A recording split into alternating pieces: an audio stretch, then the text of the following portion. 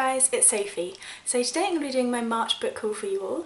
I bought a fair amount this month. I basically haven't been shopping online for a while, and then I decided I was just going to go and get some, and I think I got 10 online.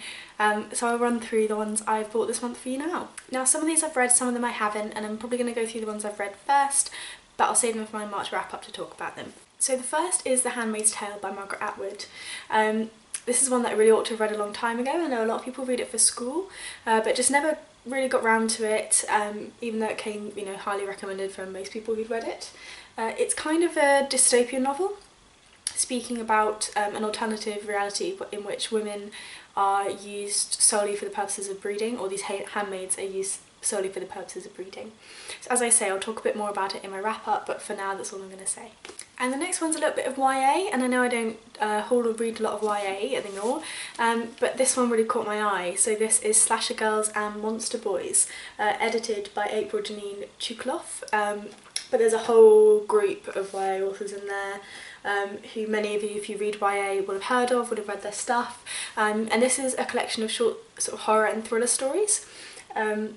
And it was quite creepy, I think. As I say, I'm not going to say too much, but I am quite sort of picky about my horror, so I don't think any of them really scared me, but I think they were well put together stories. So if you fancy a little bit of thrill, and you're into your sort of YA stuff, then maybe do give these ones a go. It's definitely something different that I haven't seen these authors do before, so maybe your cup of tea. And the next one is a book I absolutely loved.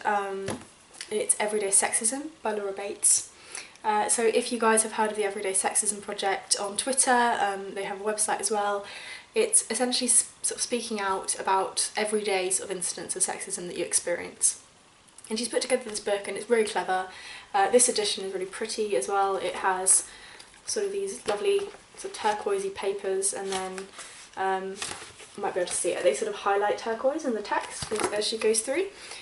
So I'll speak more about this one soon, but highly recommend this one. I thought it was brilliant. So the next one's a really tiny novella. It's If You're Not Yet Like Me by Edan Lepuki. It's a bit shiny, so I'll just try and show you. It's got a pair of sort of granny knickers on it. And it's a love story, but it's a sort of true love story rather than the sort of commercial packaged love that we have a lot in novels and movies. And it's really interesting. It's really great fun. I'll talk more about it soon. But it is very little and short and fun, so if you like sort of shorter pieces, then maybe pick that one up. And the next one I have is a book of poetry, and that is Bipolar Cowboy by Cicero. The back sort of does it better than I can. So it says that Bipolar Cowboy is a book of love poems for all those who loved so deeply it crossed the line into mental illness. If you ever loved so much you lost your mind, if you've ever felt inclined to wander in the desert to die alone, then take the Bipolar Cowboy's hand. He's ready to see you through to the end. So really interesting. Again, talk more about it soon. But sort of not really love poems, but kind of around love. Interesting collection. I think it got some sort of hype from Goodreads in 2015. So you might already be aware of this one, but if not, then sort of signal boost. Okay, so on to some books I have yet to read. The first of which is The Trial of Henry Kissinger by Christopher Hitchens. Never read any Hitchens before. I know he does a lot of sort of atheist and scepticism in his writing, but this one specifically is focusing on the life of Henry Kissinger, and the book is sort of putting forward the idea that he is a war criminal, that he's committed crimes against humanity, and that he's gotten away with it. And Hitchens is trying to expose the sort of immorality of his actions, and really how it's a sort of gross miscarriage of justice, that he should not have to suffer any consequences for his actions. I decided to pick this one up because I'd read the Daniel Ellsberg book, which sort of focuses on Vietnam, and all of this sort of ties in with Vietnam, and I just thought I'd fancy a bit more in-depth view of it. I've only read the first sort of chapter or so, but it's quite difficult writing. The language is very precise, so if he wants a particular word, he will find the word that means exactly what he wants. So I've needed a dictionary on hand, I have to say, but it's been kind of fun through the first couple of chapters, and I'll let you know what I think soon. And the next one is one I don't really know all that much about, and that one is No One Is Here Except for All of Us by Ramona Ausubel. Nice cover though, isn't it? Very pretty. I know that it is sort of to do with a young girl. I think there's an 11-year-old girl and a village that's being destroyed in some way, and they try and sort of fix it. I'll see what it says on the back. It says, at the suggestion of an 11-year-old girl and a mysterious stranger, a village tries to save itself through the sheer force of imagination. So I don't really know anything more than that. I don't even know really where it's set. So it should be interesting. I can't remember what it was, but I think I saw something that really made me interested in this book.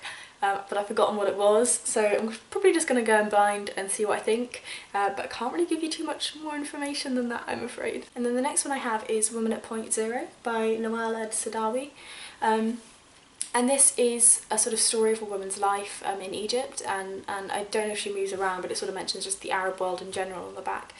And about her sort of mistreatment, about the way that women were sort of perceived and dealt with in the culture that she grew up in, and the rest of her life. And I think she sort of struggles to find education and then moves on and ends up being abused, and it's probably going to be quite a harrowing read, but I think it's kind of necessary. I've never read anything about sort of feminism in the Arab world, and besides sort of news articles, I've read a book about it, and I'd really like to, so I thought this would be brilliant. And this was on suggestion of one of my viewers. I'm really sorry, I can't remember your username, but I know that one of my viewers suggested this to me. So we'll see what I think of it. It does sound quite harrowing, but I think it will be, you know, useful and interesting to me. And then the next one I brought pretty much just to fill one of my Read Harder challenges, but I have heard good things. And it's The Butcher's Hook by Janet Ellis. Yeah, so the book itself is lovely and gorgeous and very pretty, so that helps. Even if I don't like it, just as a thing, it's pretty. But one of the challenges is to read a piece of fiction set before the 1900s, historical fiction, and I really don't read a lot of historical fiction at all. It's really rare that I do, and if I do, it tends to be sort of First World War, Second World War. So I needed something a bit different, and I'm sort of scared of the Tudors. We did it to death in school, and it just really bored me, and I just don't think I'm going to enjoy a novel written in that period, and that was the majority of the historical fiction section. But I spied this one, and it just seemed something a little bit different. I know it's popular at the moment, and I thought, why not? I'll just give it a shot. It's not the kind of thing I'd normally pick up, but I guess that's kind of the point of Read Harder. So I'll let you know what I think when I do work my way through it. From what I understand, it's about a sort of sadistic man who owns this butcher shop and a woman who comes into contact with him. I have the impression that maybe he is sort of flirting with being her murderer and she's trying to get away from him, but don't quote me on that. That's just sort of a vague feeling I have about it, having read the back. But it should be interesting, and who knows, maybe I will start to enjoy historical fiction. I doubt it, but we'll try. And then the last one I have is published by Gallery Beggar Britain, and Anthony Trevine's The Weightless World was published by them too. They do really lovely little books with the little flaps. I love the flaps, bright colours, and it's all sort of British fiction. So they do a quote on the front, and I saw this on their website and just had to buy it. There wasn't a choice, and I'll read it to you now, and I'll read you the inside cover as well. So the front quote is, "People were sobbing and cowering. A man's voice, plummy and shrill, was repeating, 'It's just paint, it's just paint,' over and over." And I was just like, I am sold. I need to see this, I need to know what's going on. So really interested in it, and I'll read you the inside cover as well because I think it gives you a bit more background on the story. Okay, so the inside cover says, "Imagine if Damien Hirst died in 1989, run over, apparently when drunk, by a train. Imagine someone else took his place. Imagine Randall, a genius provocateur who amuses and bemuses the press, public and all around him, who makes a fortune, creates chaos and upends the art world in London and beyond, making his route with acidic self-commentary. Contemporary art is art you don't have to get to see, modern art is art you don't like to buy. As told by his friend and confidant Vincent, Randall evokes the lost era of the 1990s, tinged with love, devotion and nostalgia. For Vincent's memories are tainted, the past still has a grip on the present. Now, years after Randall's death, Vincent, along with Justine, Randall's widow and Vincent's lover before that, must negotiate his friend's last great posthumous outrage. Even from beyond the grave, Randall has the power to set their relationship in jeopardy and destroy everything that they hold dear." So it's kind of about the art world, and it's about sort of pushing the limits of sort of what art is and the way that people sort of respond to art.